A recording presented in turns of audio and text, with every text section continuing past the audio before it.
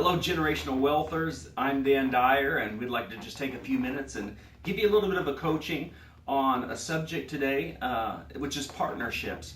And in the future, we're going to talk about different ways of raising capital and raising funds. We'll talk about hard money lending. We'll talk about HELOCs. We'll talk about approaching banks and unitized LLCs, lots of different ways in which you can raise money to stay in the real estate market, to stay in the real estate game. But one of the things that people do when they're undercapitalized, many times what they do is they enter into a partnership.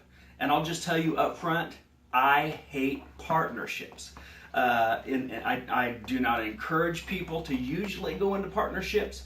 I will say this, I've never been in a bad partnership, so I'm not saying that because of some wound or any unforgiveness that's in my heart. I'm saying that because many times people don't know how to end up in a partnership, how to clarify and set healthy boundaries and expectations in a partnership, and they don't know how to get out. They don't have an exit strategy for their partnership as well.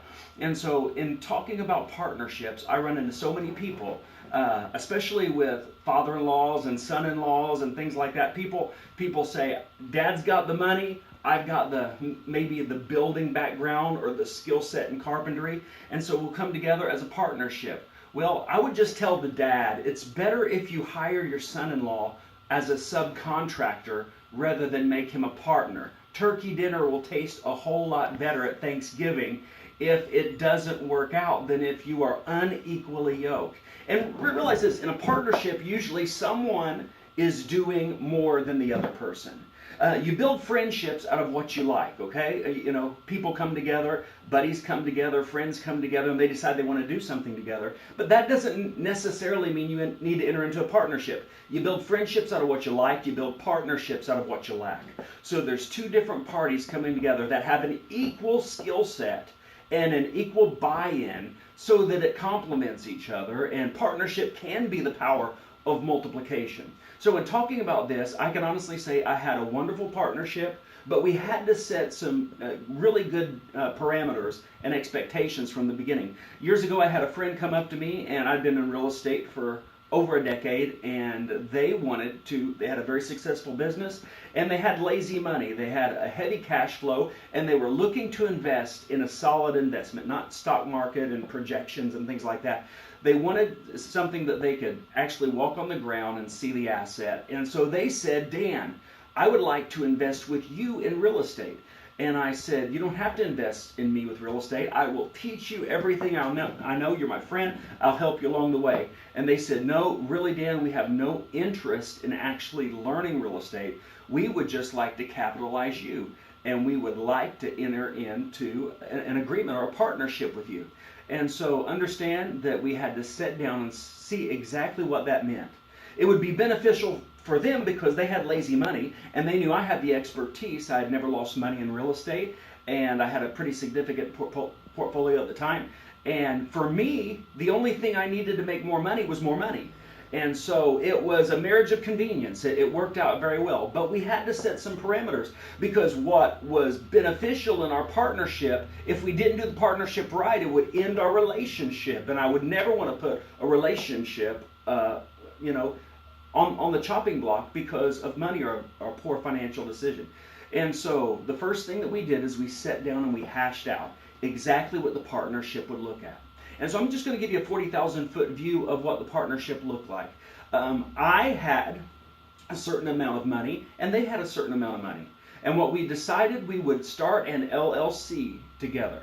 And so we started this company together, and I would be the manager of the company, and they would be a member of the company. Meaning this, they had no rights to make any decisions on buying and selling and flipping and renting the houses. They didn't have the expertise, and I did not want them coming in and making decisions on things they didn't understand.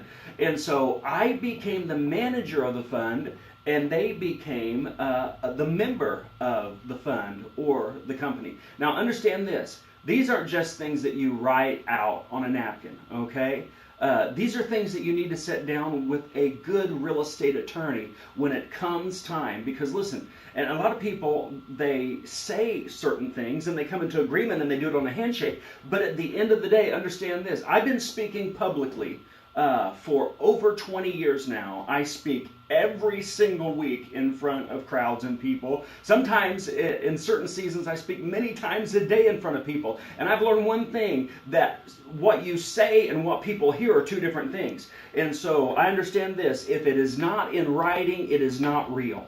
And that's why you need a couple of honest eyes, meaning an attorney that is looking and asking the right questions about the deal you're entering into. And so what I did was I said, okay, for one, I'm the manager, you're the member, I make all the financial decisions, okay? But here's another thing. He's just not giving me all of his money and me not investing anything other than my time. So that I could keep honest and feel the sting of a bad investment, for every dollar my friend put up, I would put up. And so 50-50 every dollar. But what that did was that doubled my ability to purchase properties. And so for every dollar my friend would put up in the partnership, I would put up on every purchase. Now, because I'm the manager, not just the investor or the member, I get 60% of the profits because I'm doing all the work, all right? And so I get 60% of the profits, but dollar for dollar, I'm putting a dollar up for every investment that we go into. Another thing is how you get paid. You've got to agree on when you get paid and how you get paid. And I would also encourage people, if they would, to put this on a time limit. As a partnership, you might want to start out, if you're an early investor, going into a partnership, writing up the contract, doing it right, but maybe just doing it on one piece of property with healthy expectations when the property sells, or if the property doesn't sell. You want the property to sell, but you've got to have an exit strategy. A good investment, listen to me, always has at least 2 or 3 exit strategies to get out of it with your money. And so we enter into our partnership. I'm the manager, to reiterate. They're the member. Dollar for dollar, I put up for the investment that they do. I'm able to buy twice as many properties. But there is a shelf life that I believe has to be on partnerships, because it is listen to me, many Christians can't understand this. This is not a covenant. Covenants are perpetual and ongoing, okay? This is a contract. It has a beginning date and a date of expiration. So in our contract, we decided that we would give it 3 years. In the Bible, Jesus gave the tree 3 years to produce fruit, and if it didn't, he was ready to cut it down. So I gave the fund 3 years, and my partner gave the fund 3 years. And at the end of the 3 years, we had agreed on a couple of things. Either A, he would buy me out of the portfolio, B, I would buy him out of the portfolio, and C, if we could not come into agreement on what the portfolio was worth, then all properties, listen to me, would go up for public auction, and we would split the proceeds. So how many know I had my way into it, we had our expectations nailed down, and we had our exit strategy. So crazy enough, we made lots of money at the end of 3 years. It came time where I think we had approximately maybe 15 properties at the time together. And I looked at my partner and I said, would you like to buy me out? Because, hey, he can pay me off and I'll start again. Or I'm willing to buy you out because I'm the manager and understands the business. And my partner said, well, I really do not want to continue, as far as me buying off of you.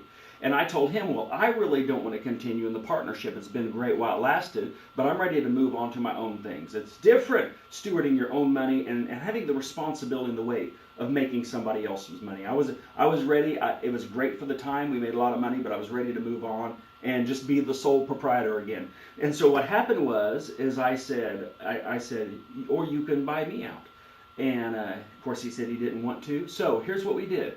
Now realize if we didn't come into an agreement, what would happen is all properties would be auctioned off and we would split the proceeds. So what happened is we show up at the attorney's office to dissolve the company, because we have to dissolve the company if one or both of us are going to end up with it, or one or either is going to end up with it. So we each have a sealed envelope in our jacket, and we pull it out, we throw it on the table in front of each other, and it was what I thought it was worth for me to buy him out, and it was for what he thought it was worth for me to buy him out.